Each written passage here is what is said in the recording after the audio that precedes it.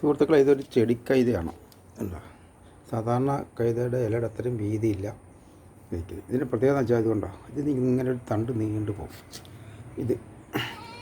ഈ തണ്ട് ഇങ്ങനെ നീണ്ടു പോയിട്ട് അറ്റത്തൊരു കൈതച്ചക്ക ചെറുത്, അതിൻ്റെ തലക്കിൽ കൈതച്ചെടി, അടിയിൽ നിന്ന് ഒരു കൈതച്ചെടി ഇങ്ങനെ പോകുന്നുണ്ട്.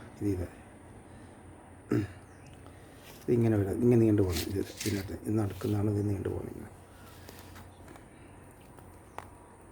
ഇതുണ്ട്.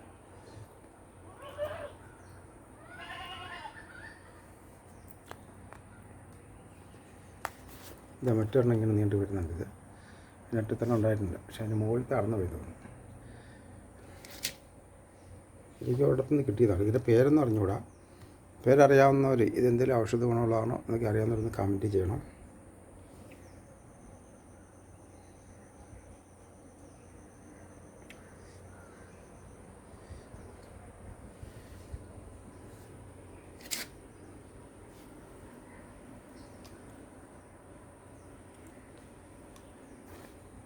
യഥാർത്ഥ കൈതച്ചക്ക പോലെ തന്നെ, പക്ഷേ വലിപ്പം കുറവാണ്. ഇതിൻ്റെ ഇടയ്ക്ക് നിന്നാണ് ഇത് പോയിരിക്കുന്നത്, ഈ തണ്ട് പോയിരിക്കുന്നത്. ഇതാ